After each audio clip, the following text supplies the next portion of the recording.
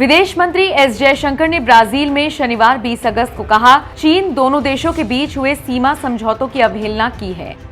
जयशंकर ने कहा, गलवान घाटी में हुए संघर्ष का असर दोनों देशों के संबंधों पर पड़ रहा है। ये बेहद कठिन दौर से गुजर रहे हैं। उन्होंने कहा, स्थायी संबंध एक तरफा नहीं हो सकते और इनमें परस्पर सम्मान होना चाहिए। जयशंकर ब्राजील की 6 दिवसीय यात्रा के पहले चरण में बोल रहे थे। भारतीय समुदाय के साथ बातचीत में उन्होंने ये टिप्पणी की। भारत चीन संबंधों पर एक सवाल के जवाब में विदेश मंत्री ने कहा, भारत और चीन के बीच पिछली सदी के आखिरी दशक से समझौते हैं, जिनके तहत सीमा क्षेत्र में सैनिकों को तैनात करने की मनाही है। उन्होंने कहा, चीनियों ने इसकी अवहेलना की है। कुछ साल पहले गलवान घाटी में क्या कुछ हुआ था आप जानते हैं। उस समस्या का समाधान नहीं हुआ।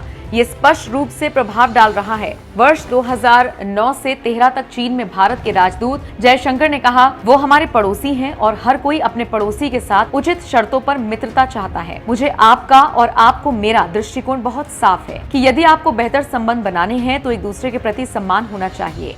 प्रत्येक के अपने हित होंगे और हमें एक दूसरे की चिंताओं के प्रति संवेदनशील होने की जरूरत है। संबंध दो तरफा होते हैं, स्थायी संबंध एक तरफा नहीं हो सकते। हमें आपसी सम्मान और आपसी संवेदनशीलता की आवश्यकता है। पिछले सप्ताह बैंकॉक में भी जयशंकर ने कहा था कि चीन ने सीमा पर जो किया, उसके बाद से भारत और उसके संबंध अत्यंत मुश्किल दौर से गुजर रहे हैं।